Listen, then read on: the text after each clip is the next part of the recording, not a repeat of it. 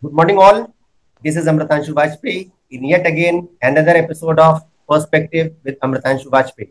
And today we are here to discuss the life and legacy of the father of modern Indian astronomy, Manali Kallat Vainu Bappu. So today we have a very special guest in the form of the director Akash Ganga Center for Astronomy, Dr. Bharat Adur, who has been a close associate of Professor Venu Bappu in his life in his early days, ever since the beginning of his career to the last moments of Professor Venu Bappu. Yes, we have a very close associate of Professor Venu Bappu who will share his thoughts regarding the life and the legacy of this great gentleman who we can proudly call as the father of the modern Indian astronomy. In the entire post-independence era of India, when we glance back towards the founding fathers of the modern Indian sciences and the technology, as far as the research and development is concerned, we come across five fatherly figures. There are others also, but the five are the primary fatherly figures of the modern Indian science and technology. Amongst them, we include Dr. Vikram Ambalal Sarabhai, Dr. Homi Jahangir Bhabha, Dr. Abul Fakir Zainulabdin Abdul Kalam, Dr. APJ Abdul Kalam, Shri Jahangir Ratan Dadabhai Tata, and last but not least, the person under discussion today, Dr. Manali Kallat Vainu Bappu. So, on behalf of all the viewers of the Perspective with Amritanshu Vajpayee, I welcome you all. I welcome you, Dr. Bharat Adur, on this digital platform with a digital round of applause. So, welcome to this small discussion that we are going to have on the life and legacy of Professor Vainu Bappu. So, welcome, sir. So, Thank you. I hope that you are comfortable and a special thanks again to you for joining us amidst all the hardships that you have faced in the chronic phase of the weather of the monsoonal rains that have recently touched down the shores of the coast of Mumbai. And we are really blessed and delighted to have you amongst all those hardships. So, welcome again. So, Thank you straightforward, so sir, much. I would just like to begin with the question that what are your personal thoughts regarding the life and the legacy of Professor Bapu as a close associate? You may begin with his childhood days. Over to you, sir. Professor Bappu, I have been able to interact with him since 1977, uh, and as I understand, he was born into a Thea family on the 10th of August 1927 in Chennai. As the only child of Manali Kukuzu Bapu and Kallat Sunana Bappu, his family originally hails from Thalessari in Kerala. Incidentally, when I have been able to meet him, he used to tell me his association with his father, uh, Manali Kukuzu Bapu, who was a court astronomer or rather an astronomer at Nizamiya Observatory in Andhra Pradesh. So his association with his father led him to learn lot about binary stars, then not only binary stars, he was able to also learn about variable stars. Many of us do not know that he had at least two to three variable stars in his name. And at the same time, his father wanted him to study, so he was with the Madras University for his degree and post degree. That is, post degree is MSc, and that is how he was later given a fellowship to join graduate school for astronomy at the Harvard Institute. And this was one thing which he told me, that if you ever go to Harvard, uh, you must see the place, how lively and how beneficial it is for this subject alone. And it is with these words he had taken me around the Indian Institute of Astrophysics campus. In those days, there were no buildings as what one sees today. There was only a small single uh, ground floor level housing in which he had his office at the end of one part of the uh, premises, and the other part was the admin and the rest of it. And while he was showing me around, he had been telling us so many stories about how astronomy could be done in India, because we are placed in such a fine place that we get both the skies, the northern skies as well as the southern skies. And not only that, he was versatile even in making mirrors.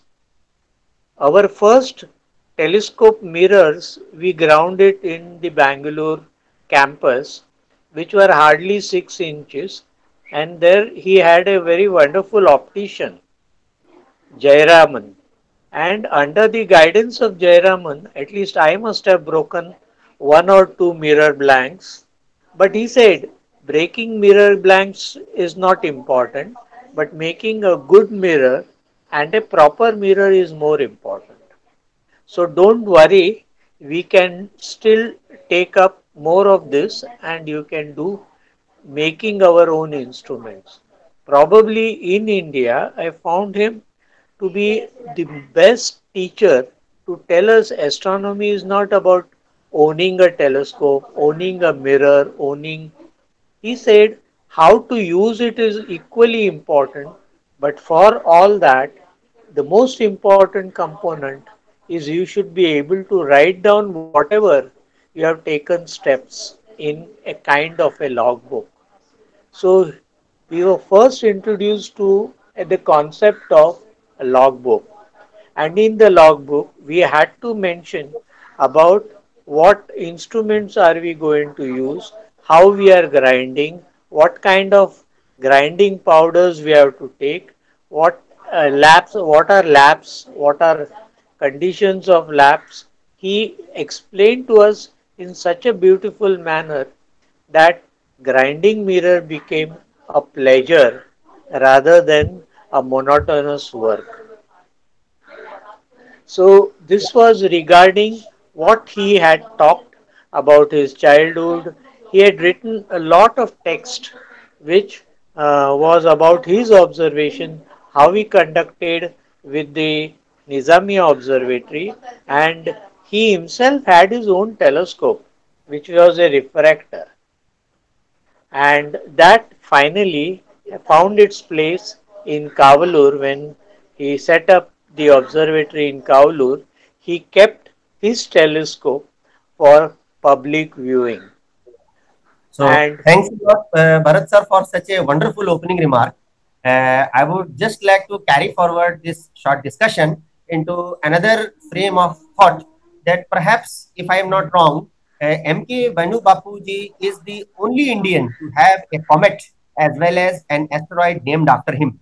And yes, because of his extensive contribution to the field of astronomy, he earned one of the biggest honors of the astronomical community when he became the president of the International Astronomical Union between 1979 till his last days. So, your views and your references regarding that era of Professor Bapu when he was at the top of his fame. Over to you, sir. yeah. First and foremost, when he joined Harvard, one thing which I must bring it to the notice of our amateur friends, non-professional friends like citizen scientists, astronomy is all about how you are going to use your telescope, how are you going to use your sky. You see, normally the conditions which he told us, that sky is also important, but you should be able to have that patience to see how the sky is. And he told us about the types of clouds which we have to see, which are really required for any astronomer to understand whether we are going to have a clear sky, or we are going to have serious kind of clouds around, auspicious clouds. He had also shown us the catalog.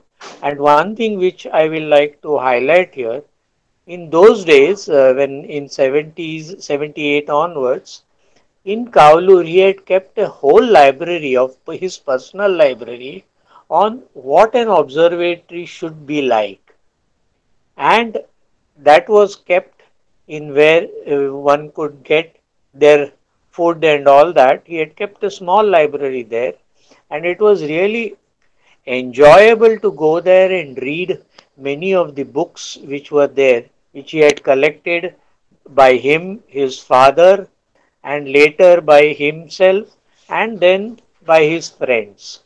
And one very interesting thing that he had told, that observatory is not just the telescope and the building, it is also how you are going to take the images. In the earlier observatories, there was always a dark room, and he insisted that one must know even how to wash your own photographic plates. So, when he introduced the telescope, either in Nainital in 70s, early 70s, and later in Kaulur in 1972, the first thing that he had brought in, along with the telescope, there was a dark room, not at the same observing floor level, but lower than that. He had brought in a dark room, which always used to be in a, and one had to go there, develop their plates, see how the images are, and then further, he said that it is not just your job is done with that. Later in the day part of it, you must also see how your plate has been developed. So it was a whole exercise. It was not just the telescope, not just the photographic method, but it was also guiding the telescope was equally important. And with So, the photographic plate, it was more important because the image has to should not have um, elongated images of the stars. so thanks a lot, Bharat sir, for giving a wonderful reply to this. You can say a very strong bonding of M K Vainu Bappu sir with this telescope. That is, he befriended the telescopes in a manner which you can say sets an example for the others to follow. Now, coming to the academic achievements of Professor Bappu, I would just like to begin with a small fact that it is known to all that in 1946, Manu Bapu sir, who you can say was an ultimate authority in the beginning regarding the binaries and the variable stars. So his first paper was published in a journal Current Science, followed up with the focusing on the spectrum of the night air glow using a spectrometer, which he had built himself. So, what are your takes regarding this achievement of Professor M.K. Venu Bapu sir with building his own spectrometer and conducting research as a small message to the amateurs, especially sir? Over Yes, to you. one important thing which he made us understand, that it is just not the telescope which is important, but he also brought in a fact that how a photographic plate has to be put. In earlier days, we had no DSLR cameras, and the cameras that we had was ACFA, which was only one shot camera. And even there, he said, camera is only a device, but you must know how to use it. So he always insisted on altering the cameras to suit the telescopes and the eyepieces. So that was one of the things that we learned from him. The second part that we learned from him is how the films have to be developed. In that process, we were made to learn film chemistry. It is very interesting to tell. Today, we know about DSLR cameras and the CCDs, but we were made to learn how to calibrate the images, photographic images, and then get the magnitudes. So actually, after the photographic plate was developed, it was dried.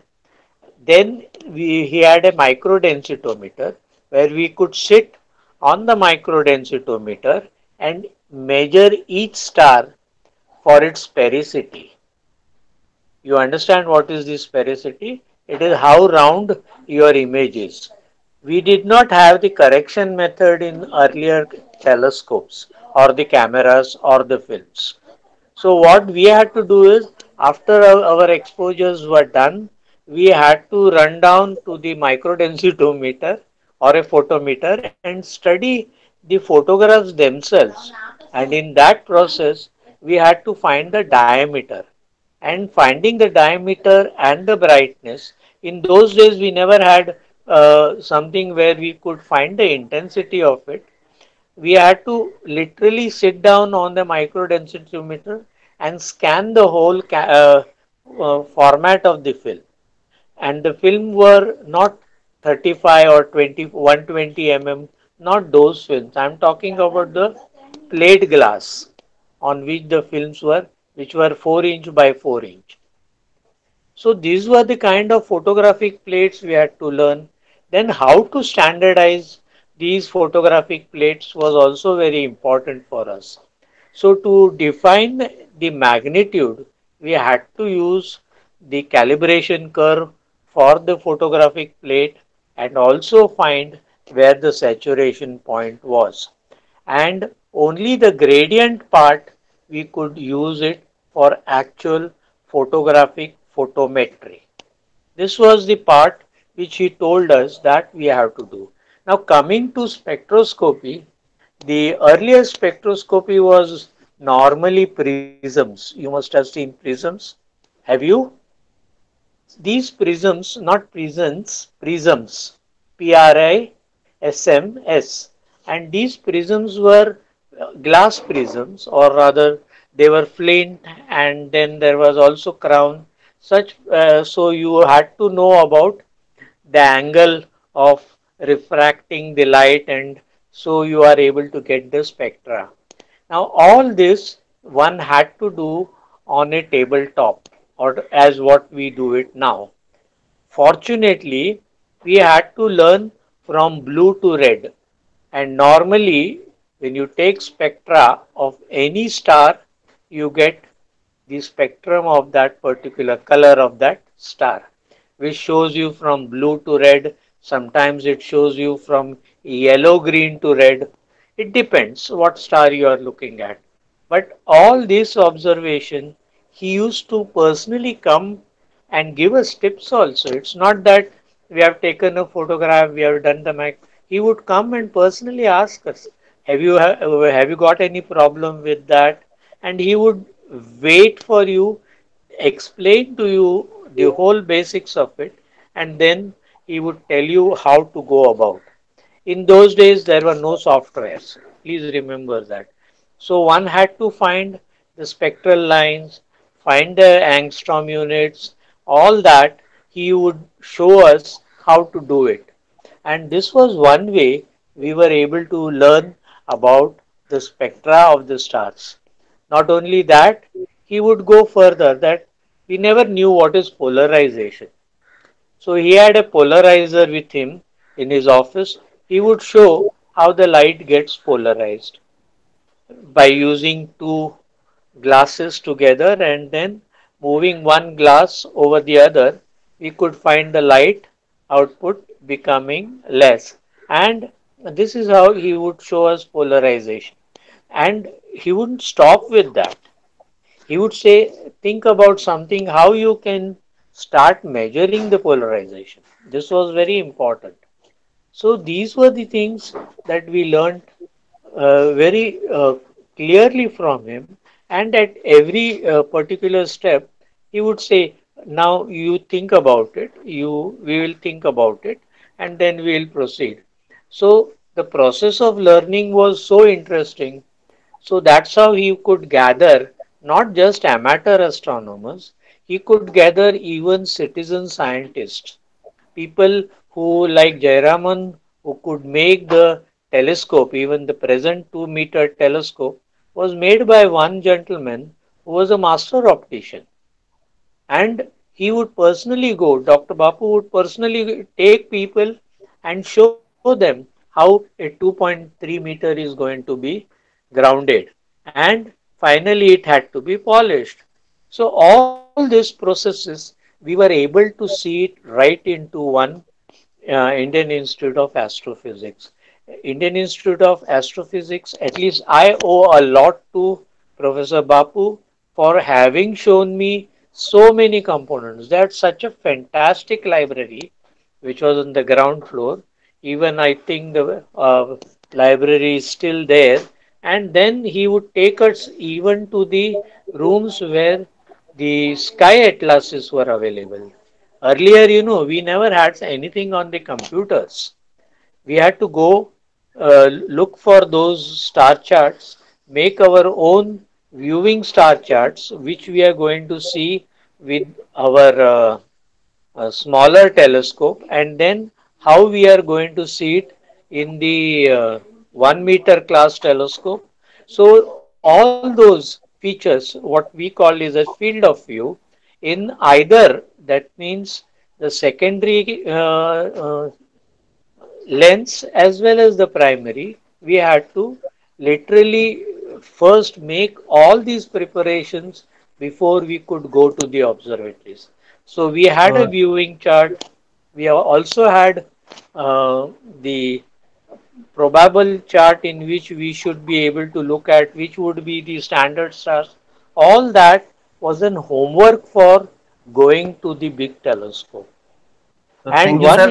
Thanks, thanks for giving an insight into, you can say, the first of the works of Dr. Bappu, and then you have given, you can say, very subtle detail in a very methodical manner the progress he made in the life afterwards. So now you have talked about the star charts and astronomy. So one incident I am very much reminded of Dr. Bappu, that perhaps Dr. Bappu, you can correct me later on in your reply. He wanted to pursue astronomy after completing his MSc, but India lacked institutions which offered these courses early. So it was a chance meeting of a renowned astronomer and Harvard University professor Harlow Shapley that changed the course of his life. So yeah, then he later on went on to have some scholarship from the erstwhile state of Hyderabad and went to the Harvard University and all. In such a manner, a professional astronomer in the name of Dr. Bappu was born. So I would just like you to throw some light on the Harvard years of Dr. Bappu. And I would also request you, sir, to kindly hold your mobile in a manner so that we can see your face also, because your face keeps getting off. yeah. His going to Harvard was one of the finest things that could happen for him, because he was going to work with several stalwarts of astronomy like Bart Bok. I have met Professor Bart Bok in Mumbai, as well as later he went to Indian Institute of Astrophysics, Bangalore, and he was also a guest at the IIA Institute. And then there were several people, I think, in the picture that you see during his observation of the comet, which was named after him, Kirk, Bart Bok, and himself. There was a comet which he had found. And since he had gone to Harvard, please remember one thing: in astronomy, anything that you see in the sky is what needs to be recorded. You cannot have the bureaucratic approach of what work you are going to do there alone. Today, unfortunately, many of our observatories go use only that, but by doing that, they forget that there is no time management on the actual astronomy observation, which means if your object is going to rise at 9 o'clock, between the sunset and 9 o'clock, what observations should be done? Now, these are the nitty gritties which you brought into astronomy. Not his education in Harvard not only brought this part, but it also brought about uh, the methodology in observing such objects and how to observe. And since you asked me, so after he landed in Harvard, unfortunate thing that happened, they had observed a comet, and that comet was not seen by earlier astronomers or so on. Hence, when they saw it on the photographic plate, and over there in Harvard University, one can see even today, they have a large collection of photographic plates, of astronomical photographic plates of all the objects what they have observed, and they are properly archived. So one can go there and study that. But in his case, where he was observing, he had stalwarts like Bartbach, Whipple, and Kirk. Many of these people were there. Professor Kirk also was there, and the comet was then thereafter when it was found, discovered. Bappu was the first person they wanted to introduce him to comets, and that is how his name was associated with that comet. But there is an unfortunate part in that also. After that was observed, there was a comment made by his sponsors in India who were bureaucrats. They said that we have sent you to do your research, and what are you doing?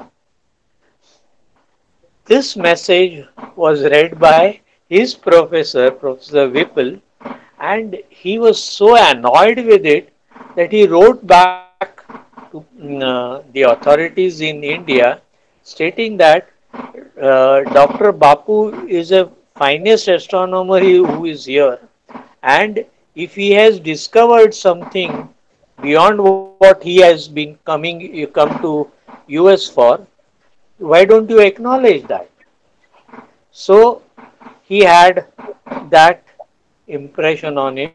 Later they went on to give him the highest award for comet discovery called Dunho, and that award was given to Professor Bappu. So you should remember one thing: when you are observing your own objects, it's not that you don't see the rest of the things happening in the sky. It may be quite likely that one can be a discoverer of a supernova, can be a discoverer of a comet, it can be a discoverer of even other objects, astronomical objects, and one should not have this Victorian attitude towards in astronomy observation. It should be an open type of it, and one should be able to record it. Unfortunately, today what we are doing is we are only concentrating on the subject on which we have been asked to do. We don't try to see how what is the part of the sky that we have not seen. And this is one way of learning how to see. Let me tell you, earlier astronomers were supposed to observe from the sunset to the sunrise, and in those days we had to do it photographically. The plates had to be exposed for very long durations, and the tracking had to be very accurate. So normally the astronomer would be at the secondary uh, telescope uh, taking the measures of the star. So this is how he brought in a very fantastic approach on this. He did not stop with that.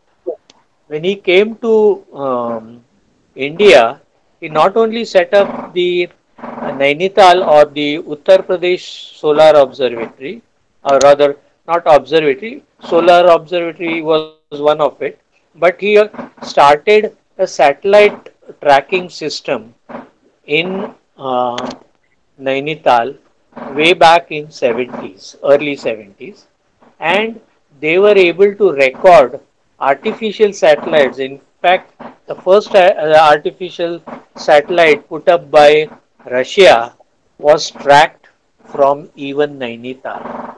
And those telescopes were essentially Baker-Nunn-Schmidt telescope. They were wide-angle telescopes, and they were used for tracking the satellites which were passing over Nainital, and they were able to record that.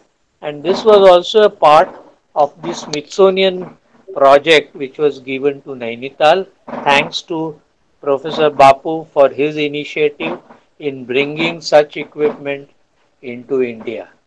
So, Thank you, sir. beside, Thank you, sir. Thanks for giving such a, you can say, beautiful insight into the curious case of the comet C 1949 N1. I am telling you the official name of to my audience. That is the official name for the popular known Bappu Bob Newkirk comet, which is C 1949 N1. So, sir, and also you gave an insight into the controversy that was really unfortunate for the Indian diplomats in the embassy in Washington, sending him a serious warning to concentrate over his PhD rather than so-called wasting time looking into the comets on a government scholarship. It was really, really a sad incident. So now, sir, coming to his PhD part, I would just like you to tell to our viewers that as part of the PhD thesis, Dr. Vapu carried out the spectroscopy studies of classes of stars which are known as Wolf rays. And then later on, he worked with the fellow astronomer Colin Wilson to discover the Wilson-Bappu effect.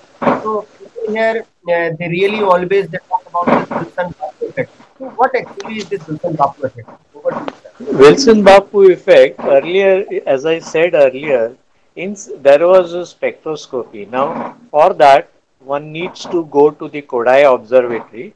If you can put up that small picture of Kodai Observatory, Kodaikanal Observatory, where you have the solar telescope, not that, the next, not this also, the other one, the lower one.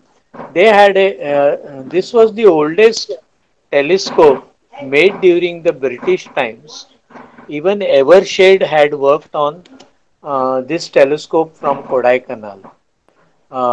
And Kodaikanal was a solar observatory made by the British astronomers, and one of their observations were to look for the spectra from the sun.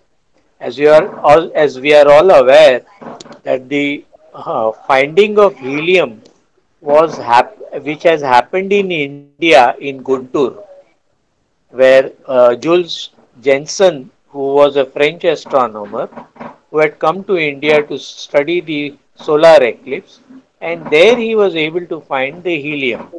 Similarly, that was found in the spectra of the sun. Uh, on the same lines, Professor Bappu, along with Professor Wilson, they started studying uh, sun type of stars or F type of stars, and they were studying the spectra for most F type of stars, and then they found that besides hydrogen and helium, they were able to find other elements in the solar spectra. So that is how they came fairly close to that. And during Bapu's tenure, he was able to find calcium 2 lines inside the solar spectra, and that is how his finding, they expanded it out to other type of stars like F type, G type, that means sun-like stars, then red stars which are normally known as red giants, and so on. So that is how they started looking for spectra of stars to find out what elements will they be able to find. Today, you can do it even on your laptops.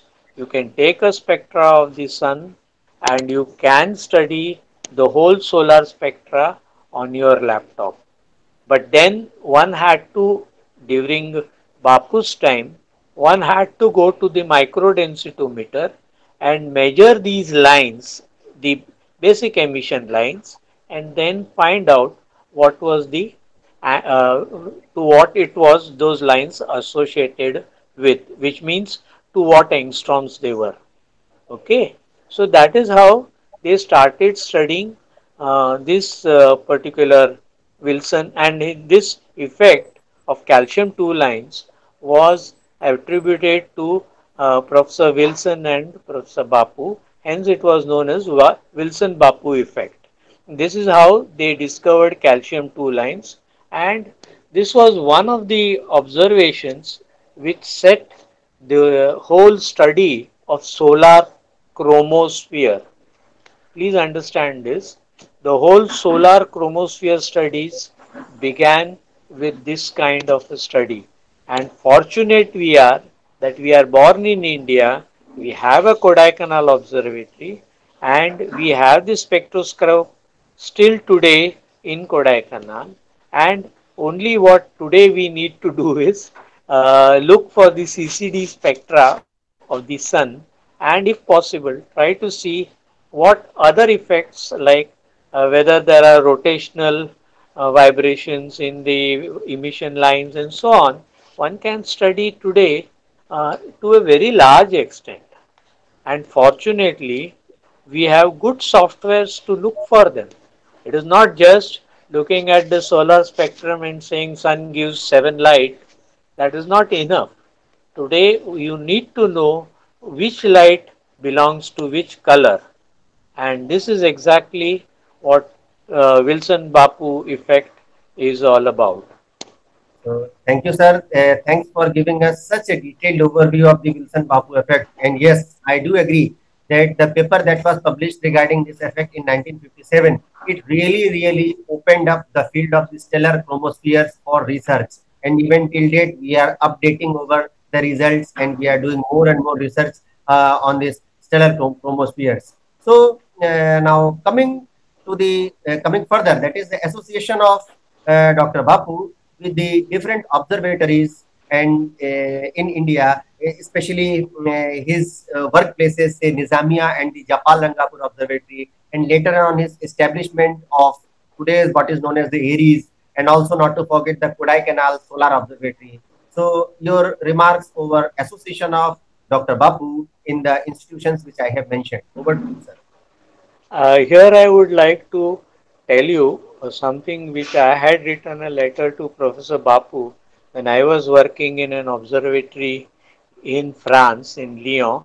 So the first answer that he said is, I'm very happy that you are in a French observatory. The reasons are obvious.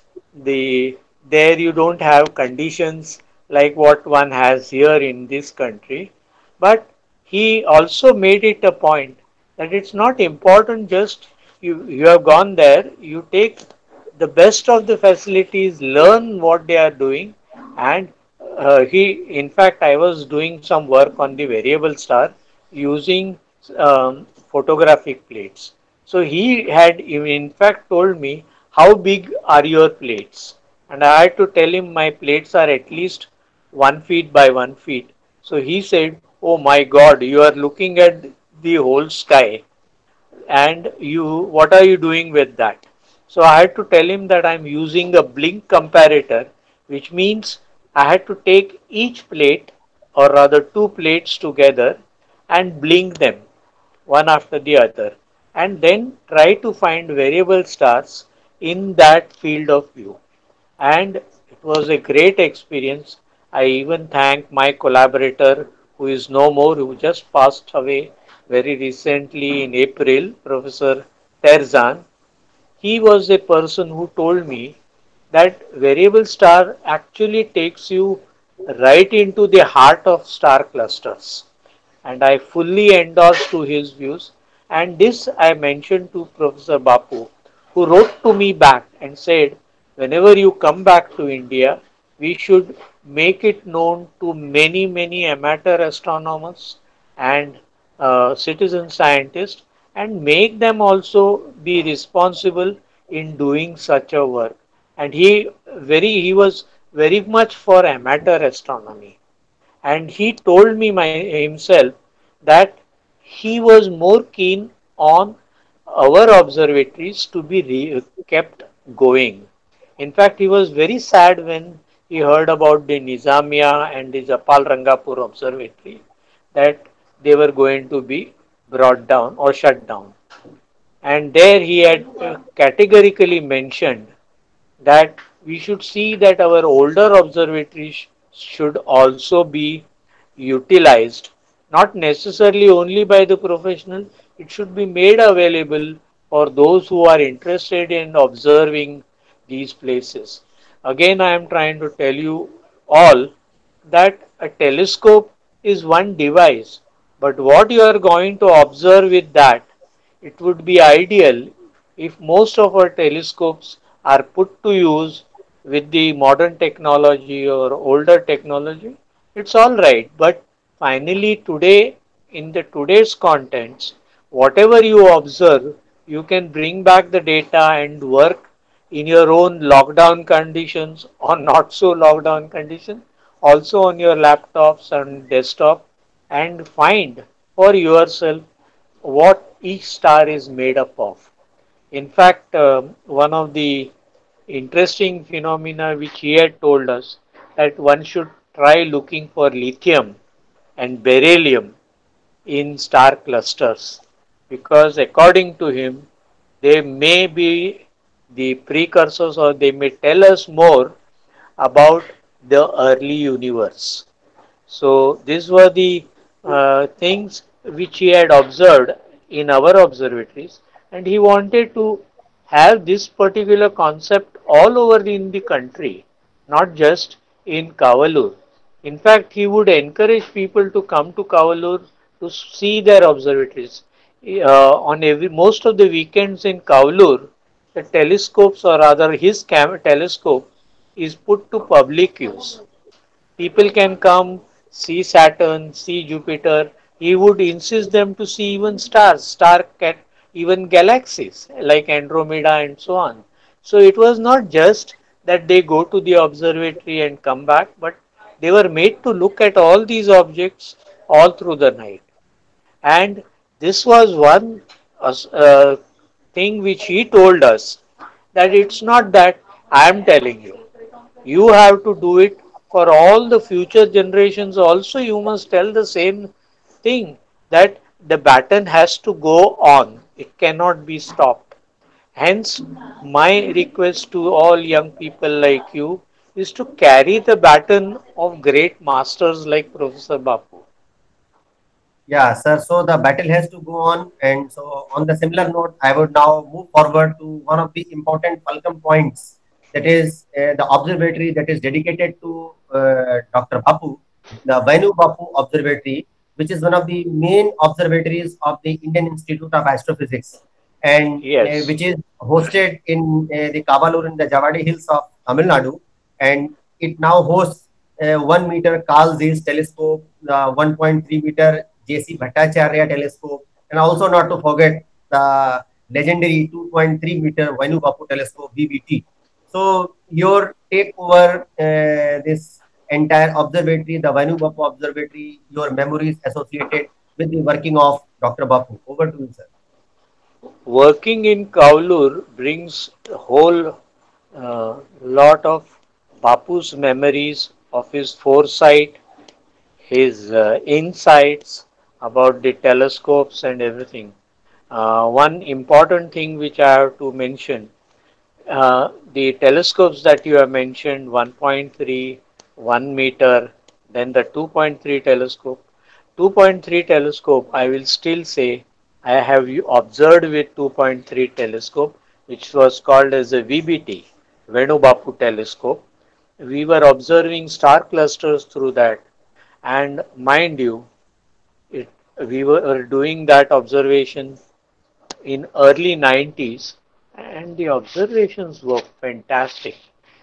So one of the things, while observing there, little glitches coming, technical glitches coming in the drive part of it.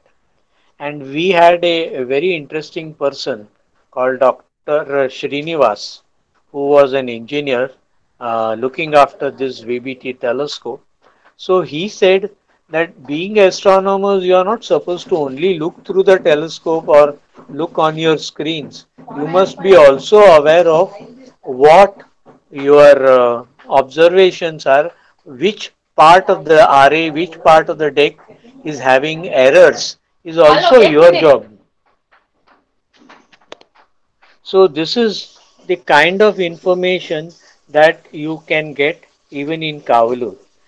For your further information, for amateur astronomers and citizen astronomers or citizen scientists, there are other telescopes. There is an 8-inch telescope, there is a 15-inch telescope, and there is a 30-inch telescope, and all these telescopes required to be used. It is not just an observatory means one telescope and only astronomy only on 1 meter or 1.1 meter telescope is the workhorse at both Nainital as well as Kavalur. Uh, and 1.3, at least I have not been using it. I have been using 2.3, but this is what I want to tell most of you, that going to an observatory is equally important to see what facilities do we have in this part of the world, in this part of the country. We have now observatories in Kavalur, we have observatory in Kodaikanal, and we have observatory in Gauri Shikur, in Mount Abu, we have observatory in Aries, and please remember, all these observatories are funded from the public funds. So everybody should feel associated with these telescopes. It is not a telescope that we have put it up on our own money. It is the money of all of us as Indians. We should be able to use all these observatories, and hopefully in the future times also in Hanley. The telescope in Hanley had come from Washington, 2.2 meter or 2.3 meter, which is put up there, and most of the infrared astronomy is being done from Hanley. And now there are other telescopes also coming up there. One is called as the Indian Solar Telescope, which will be a very large telescope, because when you are at a height, there is one great advantage that you get is the atmosphere is much thinner, and one is able to see many objects in infrared also. Even infrared lines in solar is also an interesting subject to look at. So my honest suggestion to most of the people who are going to, if you really have to pay tribute to Professor Bappu, is that one must make it a mission to see as many observatories in the country, and if they are not functioning, we must also make an effort to make them functional. After all, it's our national property. It is not a personal property of any institution alone. It is also the responsibility of the people of this country to contribute to doing science from these observatories also. In fact, I remember another professor, Professor K.D. Abhyankar, who was an authority on binary stars and variable stars. He was very keen that his observatory should be retained. And unfortunate part is now these observatories are slowly getting oblivion. Let me tell you, we have very young people, young engineers, young scientists who can put all this again into the same light which Professor Bappu always imagined for. He said there should be no telescope in the country lying idle, or lying, in his words, he would say, not on the attics of your house. This was Sure, his sir. expression. Thanks for giving such a beautiful remark over the observatories and the association and the thoughts, most importantly, the thought process of Dr. Bapu regarding how these observatories must function and regarding the instrumentations that are really available. So, coming to the last leg with as an honorary foreign fellow of Belgian Academy of Sciences, as an honorary member of American Astronomical Society, serving as a vice president of International Astronomical Union from 1967 to 73, and also not to forget as a president of the International Astronomical Union from 1979 till his last breath. So were the contributions of Dr. Bappu, they were recognized at the international level, but somehow do you feel that he was a bit underrated in his own nation? Should I answer diplomatically or I should answer honestly? Uh, He was an honest person primarily, and what he felt, he used to express it very openly.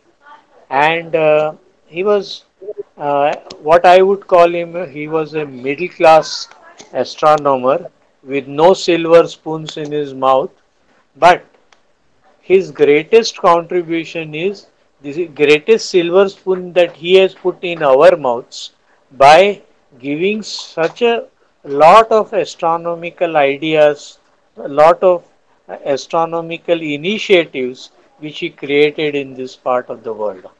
And I would always be very happy that if we are able to look at his dreams of keeping all the observatories in the country alive and kicking, it would be the greatest tribute to the father of this country. and I suppose that India lost this gem at a very early age. Your comments over it. Yes. Yeah, it was an unfortunate. Whenever he used to pass through Mumbai, the first thing that I had to, he would contact us in the Nehru Planetarium and he would say, "Oh, I have reached the airport. Is my masala dosa ready?" So, our association with Professor Bappu and the Nehru Planetarium was very, very close. Whenever he used to pass through Mumbai, also he used to make it a point to visit. Unfortunately, when he passed away from Germany during the course of the International Astronomical Union in 1982, um, I had an unfortunate task not of meeting him but taking his, uh, I would say, not his body, I cannot say that, pranipat, but I will always say that I had to look at the feet of my Guru. And that was the condition under which I had to receive his remains in India, in Bombay, and then uh, it was all in German because the meeting was in Germany, and the papers had to be translated, and then all that had to be done. So uh, we were with his remains until afternoon, and then he and his wife were his remains and his wife were put on the Bangalore flight for his journey to Bangalore. That was the saddest part in my life. Even now, as I am talking to you, my eyes are filled with tears for a simple reason. If a man of such a stature can inspire a very small person like me, what was his stature like? He was a giant in India for all amateur astronomers. So, with these few things, since I'm emotionally charged up, I will like to stop here. Thank you, So, Amritansh. thanks, Bharat sir. Thanks for giving such a beautiful insight into the life, the works, and the legacy of the one and only. You can He cannot be better called than the father of the modern Indian astronomy. Yes, the adjective is quite right over the name of M K Vainu Bappu. So this is today's episode regarding the life and the legacy of Dr. Bappu. And I wish wherever he is, he will be seeing his heritage prosper from the skies that he used to observe, and he will bless the modern fraternity of the younger generation of the amateurs as well as the professionals of India and beyond the borders, as we are the global citizens. So Very true. you can say the extra galactic distance scale is a series of the techniques that were used by the astronomers to determine the distance of the cosmological bodies. So beyond this stellar research, the one of the pioneering contribution of the Wilson-Bappu effect was that utilizing the spectroscopic parallax, with many stars have their features in their spectra, such as the calcium K line, indicating their absolute magnitude. The distance to the star could also be calculated from the apparent magnitude using the distance modulus. So, not going into so much technical things, I really wish a very, very happy birthday to Professor Bappu, wherever you are, and seeking your blessings. And special word of thanks to Dr. Bharat Adur. And on this emotional note, I would just bid farewell to today's talk.